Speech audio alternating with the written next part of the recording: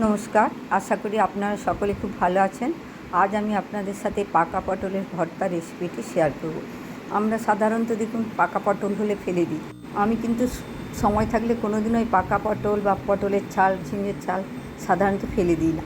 এগুলো আমি চেষ্টা করি ভর্তা করে নেবার। চলুন তাহলে আজকে দেখে নিই কীভাবে পাকা পটলের ভর্তা বানাতে হয়। আমি পাকা পটলগুলো ভালো করে ধুয়ে নিয়েছিলাম, দুই দিকটা একটু একটু করে সামান্য কেটে নিয়ে অল্প একটু জল দিয়ে হাত দিয়ে আমি সেদ্ধ করে নিয়েছিলাম নুন হলুদ দিয়ে। তারপর এটা আমি গ্রাইন্ডারে গ্রাইন্ড করে নিয়েছিলাম। এখন দেখুন আমি এর জন্য সর্ষে পোস্ত নিয়েছি, আর একটু পেঁয়াজ, রসুনের পরিমাণ বেশি নিয়েছি 10-15 কোয়া, আর কাঁচা লঙ্কা দিয়ে ভালো করে বেটে নিয়েছিলাম। এখন কড়াটা গরম করে এতে সর্ষের তেল দিলাম আর কিছু কালো জিরে দিলাম। সর্ষের তেলই দিতে হবে, যেহেতু আমি কম তেল মশলা রান্না করি সেজন্য দেখুন আমি তেলের পরিমাণ কম দিচ্ছি, আপনারা একটু বেশি পরিমাণ দেবেন। এখন আমি আমার ওই বাটা মশলাটা এতে দিয়ে দিলাম। এখন দেখুন মশলাটা আমাকে ভালো করে ভেজে নিতে হবে, কারণ ভালো করে ভেজে না নিলে মশলাটা কিন্তু কাঁচা গন্ধ বেরোলে তখন পটল ভর্তাটা ভালো লাগবে না। এর সাথে এখন আমি পটল গ্রাইন্ড করাটা এর সাথে মিশিয়ে নেবো।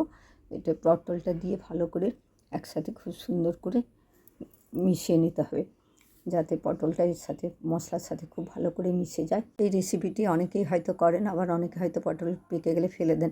যারা ফেলে দেন তাদেরকে বলছি না ফেলে দিয়ে এইভাবে করে দেখবেন, খেতে খুব ভালো লাগবে। এখন এতে আমি প্রয়োজন মতো লবণ দেবো, কারণ আমি আগেই লবণ দিয়ে সেদ্ধ করেছিলাম, ওই জন্য লবণের পরিমাণটা যতটা লাগবে ততটাই দেবো।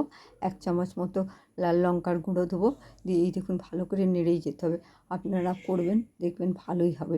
এই ভর্তাটা করতে হলে বেশ খানিকক্ষণ ধরে আপনাকে নাড়তে হবে।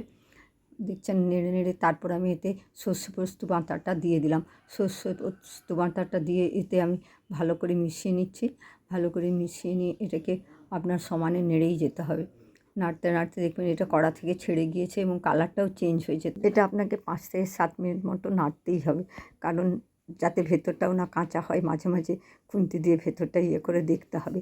দেখে এটা ভালো করে যখন দেখবেন, এই দেখুন একটা ব্রাউন কালার মতো হয়েছে, কড়া থেকে পুরোপুরি ছেড়ে গেছে, একটুও কড়াই লেগে নেয়, দেখুন মনে হয় না যে কড়াই রান্না করেছি, তখন এটা দেখবেন কমপ্লিট। আমি এইভাবেই কিছুটা এরকমভাবে আর কিছুটা অন্য একটু পদ্ধতি নিয়ে ঝিঙে এবং পটলের ছালও রান্না করি। পটল আর ঝিঙে ছালের রেসিপিটিও একদিন আপনাদের সাথে শেয়ার করে নেব। এখন দেখুন এটা গরম ভাতের সাথে আমি পরিবেশন করেছি। প্লিজ লাইক, শেয়ার, করবেন, কমেন্ট এবং সাবস্ক্রাইব করবেন। ভালো থাকবেন, সুস্থ এটা থাকবেন, দিয়েই ভাত খাওয়া হয়ে যাবে। সকলের খেয়াল রাখবেন, নিজের খেয়াল রাখবেন। দেখা হবে পরের একটি সুন্দর ব্লগ।